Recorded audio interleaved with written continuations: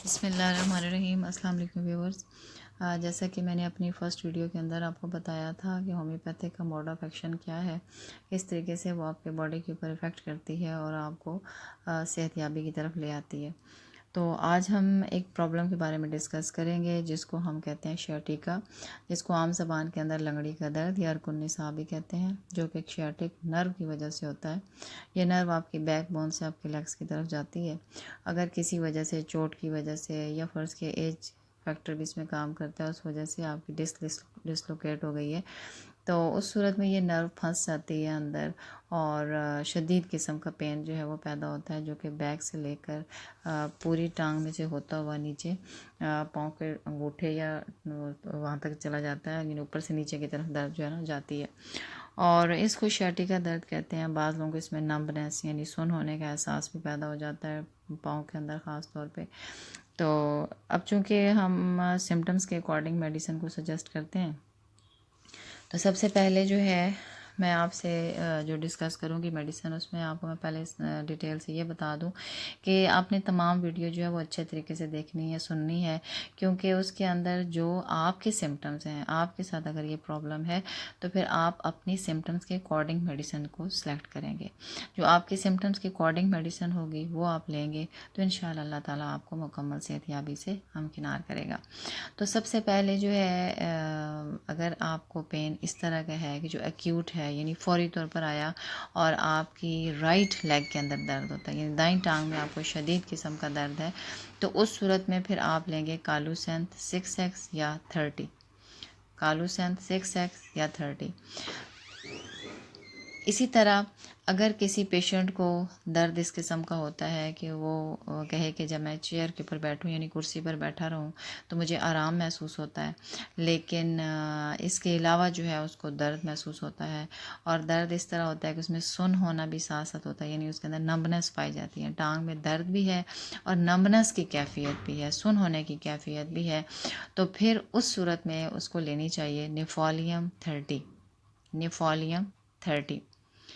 और दर्द अगर दौरे की सूरत में होता हो, यानी एक टाइम पे शुरू हुआ और अगले टाइम पे ख़त्म हो गया, सारा दिन मसलन आराम सुकून से गुजर गया, लेकिन रात के जैसे ही 12 बजे दर्द दोबारा शुरू हो गया और फिर कुछ टाइम रहने के बाद फिर ख़त्म हो गया, और ऐसा दर्द जो ख़ास कर बूढ़े लोगों में हो या कमज़ोर लोगों के अंदर हो, तो उनको जो है, और टकोर करने से उनको आराम महसूस होता हो, तो उनको आर्सेनिक एल्बम 30 लेनी चाहिए।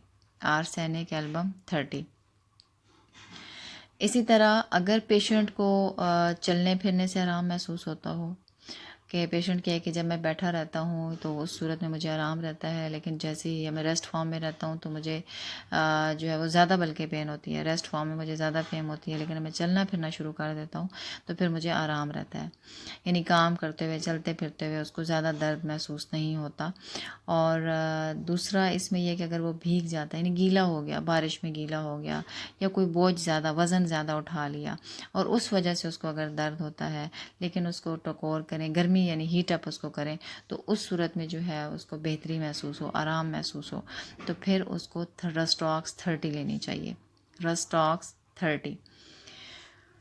इसी तरह अगर पेशेंट को जो है वो जो शाटिका की दर्द है वो इस सूरत में हो गई कि पहले किसी गर्म कमरे में थे और अचानक से बाहर निकले, जैसा कि मौसम चेंज हो रहा है, तो अचानक बाहर निकले और ठंडी जो सर्द हवाएं अचानक से लग गई और उस वजह से उसको जो है वो दर्द पैदा हो गई, तो उस कंडीशन के अंदर भी जो है, और साथ टेम्परेचर यानी बुखार की कैफियत भी आ गई और बेचैनी शदीद हो गई, तो फिर उसको लेनी चाहिए एकोनाइट 30। एकोनाइट 30।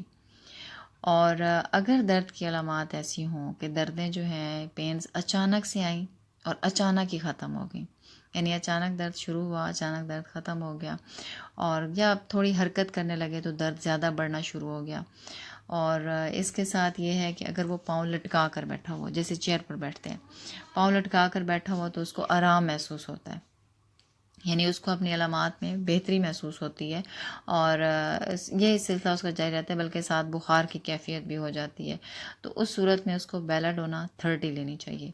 बेलाडोना 30।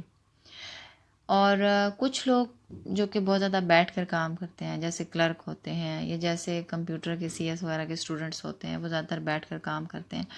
तो उन लोगों को साथ कॉन्स्टिपेशन का भी मसला हो, यानी कब्ज़ की भी साथ शिकायत हो, तो उन्हें लेनी चाहिए नक्सवामिका 30। नक्सवामिका 30। इसी तरह अगर दर्द किसी भी किस्म का हो, शर्टिका का हो, कमर का दर्द हो, लेकिन कोई भी दर्द हो और उसमें जो है जिसको टकोर करने से आराम महसूस होता हो, इसके अलावा कोई सिम्टम्स क्लियर ना होती हों, तो मैग्नीशिया फॉस 6x ले लें। Magnesia phos 6x। और मैग्नीशिया फॉस 6x में एक ख़ास बात यह है कि ये मेडिसिन जो है ये हमेशा नीम गर्म पानी जो है आप लें, आधा कप नीम गर्म पानी ले लें, हाफ कप। उसके अंदर आप 4 से 5 टैबलेट जो है वो मिक्स कर लें, घोल लें अच्छी तरह, और फिर उसके बाद उसको पी लें। तो ये ज़्यादा इफ़ेक्टिव होती है, ज़्यादा अच्छा असर करती है। इसी तरीके से अगर कोई बहुत ज़्यादा मसलन आसाबी कमज़ोरी का शिकार है, बहुत वीकनेस का शिकार है और उसकी वजह से और उसको भी इस तरह का दर्द होता है, तो उसको काली फॉस 6x लेनी चाहिए। Kali phos 6x।